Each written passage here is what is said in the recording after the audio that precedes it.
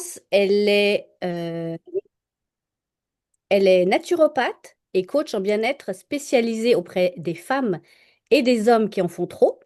Elle allie les neurosciences, la biologie hormonale, l'intelligence positive, ainsi que des pratiques de biohacking pour aider ses clients à retrouver énergie, confiance et équilibre.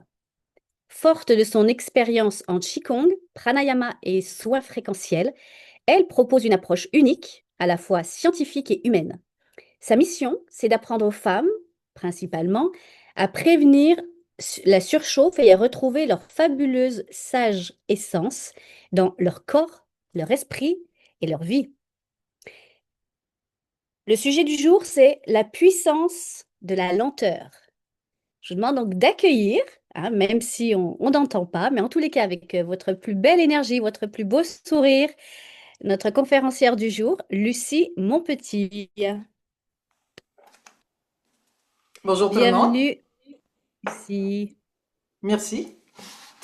D'emblée, je tiens à remercier Anissa et à Luc de me donner le droit de parole ce matin pour vous parler sur la puissance de la lenteur.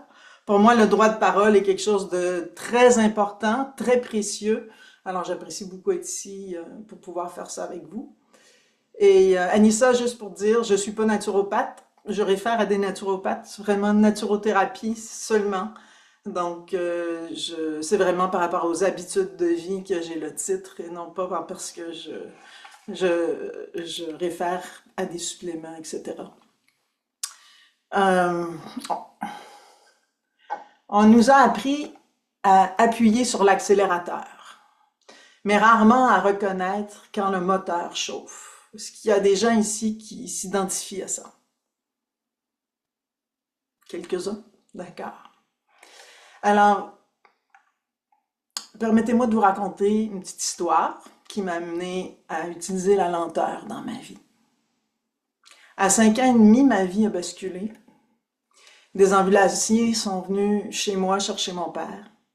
Et pendant plusieurs semaines, je n'ai pas pu le voir à l'hôpital. Les très jeunes enfants ne pouvaient pas aller sur les étages des hôpitaux à l'époque.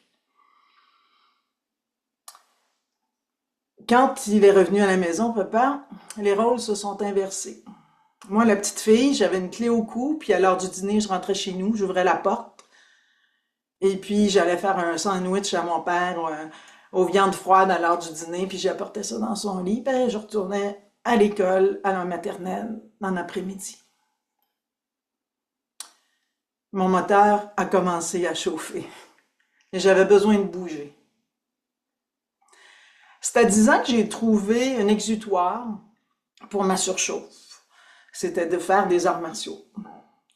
Vers 10 ans, j'ai été présentée, on m'a présenté la méditation et les deux contrastes de l'activité physique assez intense et la méditation me faisaient énormément de bien. Donc pendant 30 ans, le karaté, c'était une de mes disciplines préférées. Je l'ai enseigné, j'en ai mangé. Et ça m'a amené ailleurs. Quand mes enfants ont atteint l'âge scolaire, mon moteur s'est remis à chauffer pas mal, avec plusieurs chapeaux, comme plusieurs mamans et papas ont. J'ai alors découvert le tai chi, qui est aussi un art martial, mais plus lent, et le qigong, qui est, on pourrait appeler ça une méditation en mouvement. Je suis retournée à savourer, ralentir, écouter les signaux de mon corps et à retrouver la clarté, l'énergie pour mieux focaliser mon attention sur l'essentiel. L'essentiel, c'est notre essence en soi. Et pour moi, c'est très important. De tout ce que je fais, il faut que ça parte de là pour être authentique. Aujourd'hui, en tant que naturothérapeute et coach en bien-être, j'accompagne toutes sortes de personnes dynamiques, engagées, fantastiques, passionnées, qui vivent aussi de la surchauffe. On vit dans un monde d'hyper-productivité aux dépens de notre santé. Je lisais un livre d'un médecin qui parlait de comment vivre bien longtemps en longévité. Et ce médecin-là, pendant qu'il était à l'école, il se forçait à pas dormir parce qu'il y avait trop de choses à faire. Il trouvait que dormir, c'était une perte de temps. On a ça en nous aussi. On nous a appris ça. Donc, quand on avance, quand mes clientes et clients avancent, ils avancent vite, mais parfois au prix de leur équilibre. Et c'est ce chemin qui m'amène à vous parler aujourd'hui de la puissance de la lenteur. La lenteur, là, c'est pas un frein. C'est pas j'arrête puis je fous rien. C'est une source de régénération incroyable. On peut l'utiliser aussi peu que 2 à 5 minutes à la fois pour se recentrer avant de poursuivre nos activités. Utiliser la lenteur dans sa journée, ça ne veut pas dire être inefficace et ne pas accélérer du tout. Au contraire, ça ouvre notre cerveau à notre sage puissance de navigation pour mieux doser, trouver un rythme de croisière, puis aller dans la bonne direction sans forcer. La lenteur permet d'observer les signaux du corps. On est tellement dans notre tête. Ça nous aide dans la tête à clarifier nos pensées. Et, en somme, on va économiser notre énergie. Ce que ça nous aide aussi le plus, c'est de cultiver quelque chose de très important et de précieux, c'est notre attention. On vit dans un monde supposément déficitaire d'attention, mais il y a une partie de ça qui est apprise. Notre attention, c'est notre source cérébrale la plus convoitée sur notre planète. On dépense des milliards de dollars pour la fractionner, la déséquilibrer et la rediriger, pas nécessairement vers ce dont vous avez besoin. Est-ce que ça vous parle? Ouais. L'auto-sabotage est compris en neurosciences par de nouvelles approches, telles que l'intelligence positive. C'est une approche que j'utilise qui est relativement récente. Toutes les études faites par rapport à ça prouvent ce que j'ai appris avec les arts martiaux, avec les méditations, qui sont basées sur des pratiques orientales millénaires. Ça nous donne des outils concrets pour calmer le singe fou ou le petit hamster dans la tête, qu'on peut appeler la surcharge mentale de l'autosabotage, puis de revenir maître de notre énergie et de notre attention. Quels sont les pièges de l'accélération à outrance? Ben, c'est la fatigue accumulée, les décisions prises dans le brouillard et souvent avec regret, parce que c'était pas aligné avec qui nous sommes vraiment. La réduction de la productivité, notre bien-être qu'on repousse à plus tard, plus tard, plus tard. Puis là, on a un saboteur dans la tête qui nous dit « Continue, continue ». Vous savez, les saboteurs, on les a tous, c'est tous les mêmes dans notre tête. Alors, je suis pas toute seule à ressentir ça, je suis certaine ici. À notre insu, le cerveau humain, il fonctionne la plupart du temps en mode survie automatique. On appelle ça le mode par défaut. C'est pour ça qu'on a eu tant de succès sur la Terre, on est rendu 8 milliards. Donc, la sélection naturelle a fait en sorte que notre mode survie, il est très efficace. Cependant, on a un autre mode de fonctionnement qui, au lieu de nous mettre en survie, nous épanouit. C'est ce mode de sagesse intérieure que l'on a. Et ça, c'est important de le cultiver. Le mode par défaut, ce qu'il nous fait, il nous fait juger, comparer, forcer, ressasser, ruminer, éviter, nous oublier. Je fais exprès de dire ça vite. Mais c'est comme ça que ça fait. C'est de la boulimie, là. Ça part vite, vite, vite dans notre tête. La lenteur, c'est un antidote puissant pour revenir à notre présent, revenir connecté à notre essence par nos sens. Le but étant d'entretenir et de renforcer les pouvoirs de notre vraie sagesse intérieure. Ces pouvoirs sont souvent enfouis sous le conditionnement du mode par défaut. Je ne peux pas vous expliquer ici, ça prendrait trop de temps pour vous dire comment ça fonctionne tout ça, mais c'est très fort d'être capable d'aller chercher notre sagesse intérieure et retrouver sa puissance. Maintenant, vous pouvez être debout, assis. Je vais vous demander de me suivre. On va faire un petit peu l'expérience de la lenteur. Alors, je vais m'éloigner un peu. On va appeler ça laver une fenêtre. On va faire un cercle. Suivez-moi comme si j'étais un miroir. Même avant ça, prenez le temps de juste rien faire, fermer les yeux et aller dans votre respiration. Où est-ce que vous respirez? Est-ce que c'est par l'abdomen, par le torse, le dos, les côtes sur les côtés, même les épaules peuvent monter ou descendre? Est-ce que votre respiration est lente, forcée, rapide, haletante ou calme? Et juste de l'observer, il y a déjà des changements qui se font. Maintenant, ouvrez vos yeux et on va laver les vitres, lentement. Alors, on va monter le bras, mais très mou, mon bras tout avec le moins d'effort possible, très lentement.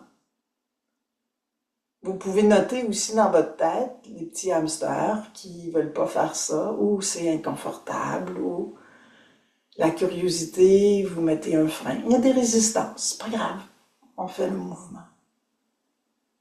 Maintenant, on va faire le mouvement, mais on va regarder notre paume un petit peu. Puis quand le dos de la main est là, on va regarder. Puis dans le restant du mouvement, vous retournez la tête vers l'avant. Et on continue. Donc on a la vue, le mouvement. Maintenant, on va rajouter la respiration. Alors en montant, on va inspirer lentement. Expirez.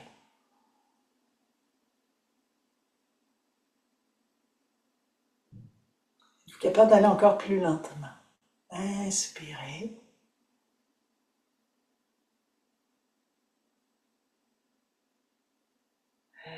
Expirez.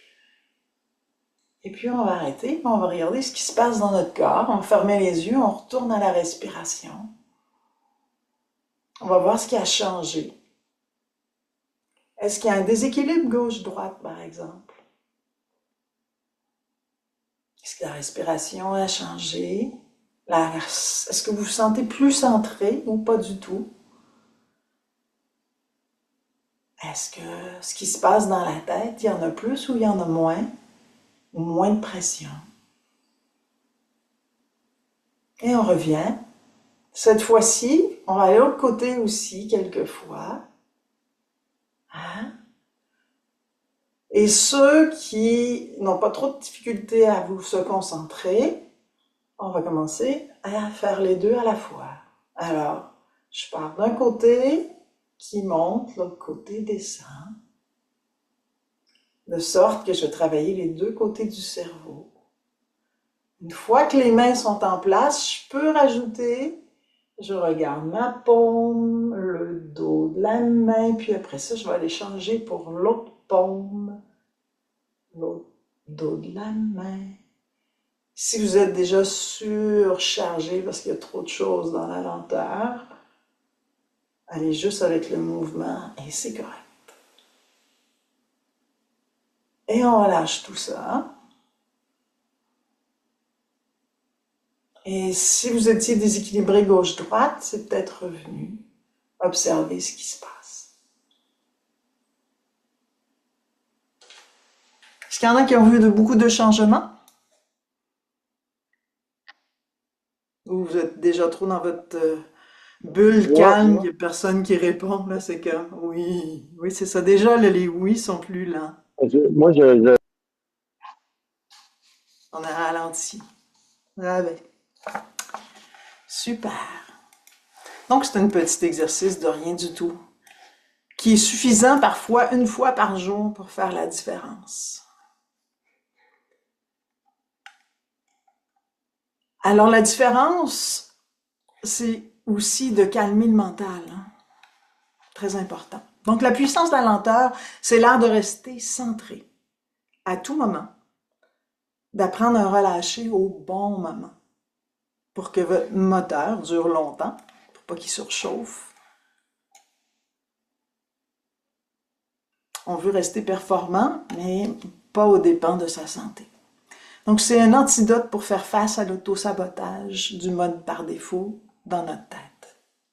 Si vous souhaitez explorer plus loin cette réflexion, je vous offre une séance gratuite de 20 minutes pour d'abord vous guider à visualiser une vie où vous êtes en harmonie avec vous-même, sans surchauffe, et que vous maîtrisez votre mode par défaut d'auto-sabotage pour mieux cultiver aussi la partie sage que vous êtes, qui vous fait prendre de meilleures décisions, avoir plus d'énergie et d'attention soutenue. Alors, je vous offre mon accompagnement pour trouver les saboteurs intérieurs qui vous empêchent de décélérer et vous détendre. Et vous avez mon adresse courriel pour me joindre. Je vais mettre aussi mon horaire. Vous pourrez directement aller sur mon calendrier. L'offre est bonne jusqu'au 3 octobre. Merci Merci énormément. Merci beaucoup, Lucie. Merci encore de garder vos micros fermés, s'il vous plaît, pour pas qu'on puisse se parler de par-dessus. Euh, l- Merci beaucoup. Il y a beaucoup d'apports que tu nous as amenés à la réflexion. Si vous avez des questions, là, vous allez pouvoir effectivement les poser à Lucie maintenant. Je vous demande juste d'utiliser la main comme celle-ci. Et comme ça, on va pouvoir vous faire passer et poser vos questions à Lucie. Donc, si vous en avez, n'hésitez pas, c'est maintenant. Donc, merci de nous avoir apporté ce sujet, cette thématique, surtout dans un monde où les choses vont de plus en plus vite, où on nous demande d'aller toujours de plus en plus vite et de pouvoir se ramener, oui, effectivement, à l'essentiel, c'est-à-dire au mouvement et à la vitesse, je dirais, quelque part naturelle de tous les éléments. Ça nous oblige à le faire puisque la vie extérieure nous incite et nous invite à toujours aller plus vite et plus fort. Donc, de, de pouvoir prendre le temps d'y repenser, voilà, c'est vraiment important. Stéphane, c'est peut-être une question pour Lucie. Et ton micro, Ouais, s'il te plaît. j'avoue, en fait, c'était pour Lucie. C'est pas tant une question que, à un moment donné, j'avais une image qui me parlait, qui va dans le même sens de ce que tu dis. Je sais pas pour ceux qui font du pédalo, qui ont déjà fait du pédalo dans leur vie. Quand tu es en pédalo, puis que tu vas tranquillement, tu avances. Et là, d'un coup, les enfants, ils disent, ah, on veut aller vite. Là, tu pédales vite. Et ça fait rien. Ça fait rien. Les pédales se mettent à aller dans le vide. Fait que des fois, aller plus vite, ça va moins vite. Fait que je trouvais que c'était une allégorie qui allait tellement bien avec ce dont tu parlais. Merci. Très beau, Stéphane. Oui, effectivement. Merci pour ta remarque. Tu as une question, Gabriel? Du coup, là, tu peux ouvrir ton micro maintenant. D'accord. Voilà. Vas-y. Oui. Moi, je suis vraiment beaucoup dans qu'elle parle. Je suis dans la méditation transcendantale à tous les jours. Jongler, c'est ça. C'est d'être dans le moment présent.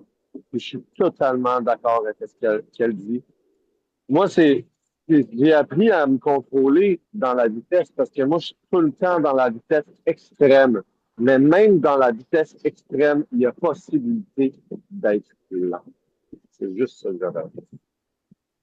Je Merci suis pour ton tout, retour. je referme mon micro.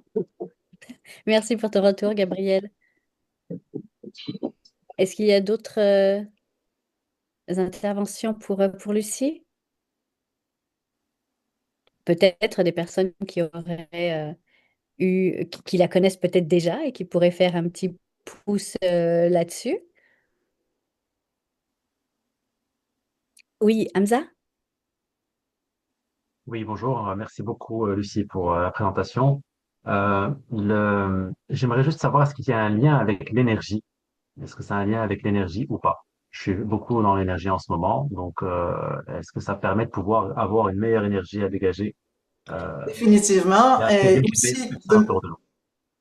oui, ça a un effet et quand on fait une pratique régulière, on va sentir aussi l'énergie autour de soi. Et quand on n'est pas en harmonie, on va aussi sentir quand c'est le temps d'arrêter. Donc, on en peut en faire une discipline.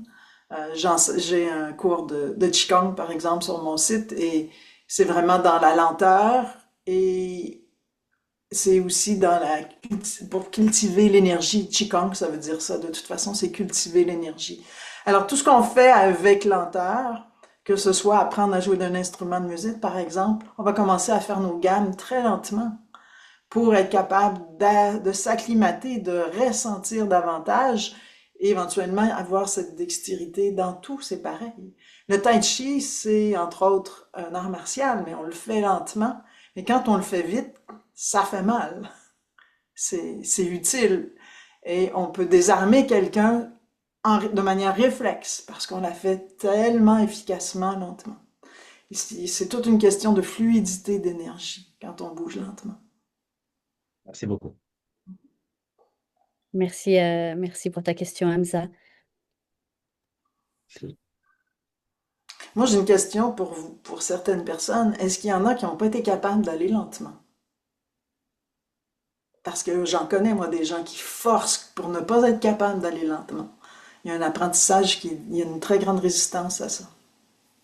Juste curieuse comme ça. Non, d'accord. Ça n'a pas l'air. Ça a pas l'air. C'est beau. Mais effectivement, ça demande une réflexion pour pouvoir déconstruire aussi tous les schémas qu'on nous a inculqués, peu importe dans quel domaine. Mais effectivement, pour revenir au naturel, ça demande quand même une, euh, une belle réflexion et beaucoup d'attention, parce que rien ne se fait comme ça non plus. Moi, j'ai Et de travaillé revenir pour une entrepreneur son mari enseignait le Qigong et elle n'était pas capable de faire les classes parce qu'elle était toujours en action, toujours dans le mode agité, si je pourrais dire. Donc, son saboteur était agité. Et l'idée, c'est de déconstruire Oui. ça, que c'est important parfois de l'être, mais il y a un équilibre à trouver dans tout ça. Est-ce qu'il y a des signes peut-être qui nous permettraient de savoir justement si on est plus ou moins à l'aise avec ça et qui pourraient nous indiquer, ah, il y a peut-être une alerte pour qu'on fasse justement attention. S'il y avait des signes, ce serait quoi? Bien sûr, la fatigue, le fait de faire du multitâche, de penser qu'on est très occupé et qu'on se rend compte au bout de la semaine qu'on n'a rien foutu parce qu'on a fait trop de choses à la fois. Souvent, ce genre de personnes-là vont beaucoup en bénéficier.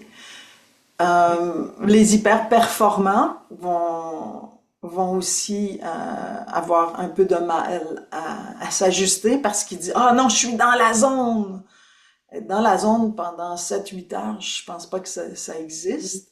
Alors, de retrouver ce petit moment dans la journée, 5 minutes, dosé ici et là, change complètement la donne. Comme le médecin que tu as évoqué tout à l'heure, en disant que pour lui, il négligeait son sommeil et pour lui, voilà, c'était une perte de temps. Ouais, et J'avoue qu'à un moment maintenant, de ma vie, je pensais la même chose, hein. ouais, ben, on a appris ça. J'ai Mm. travaillé beaucoup quand j'étais ergothérapeute, j'avais beaucoup de patients qui étaient médecins et Ouais. dont un urgentologue. Et il n'y avait pas de temps pour lui. C'était pour les autres, pour les autres, pour les autres. Et le sommeil, il savait pas quoi en foutre. Ben, il dort pas bien maintenant. Et il y a Ah des oui, bah troubles oui. de santé. Donc, Est-ce que le fait que pour certaines personnes qui ont du mal justement à se poser, à être au calme, ou juste dans le silence, ça peut être aussi peut-être quelques signes? oui, il faut savoir quel est le saboteur derrière ça. Parce est-ce qu'il y a un juge qui fait en sorte qu'on n'a pas le droit d'arrêter?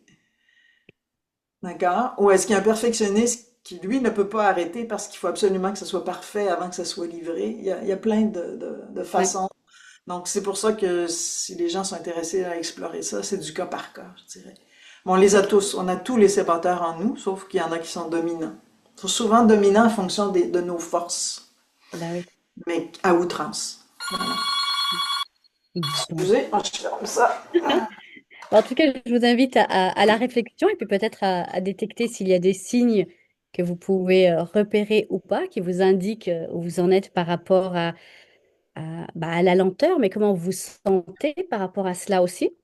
Donc, et puis, bien sûr, bah, peu importe où vous en êtes, bah, je vous invite à aller rencontrer Lucie, qui vous offre une rencontre avec elle.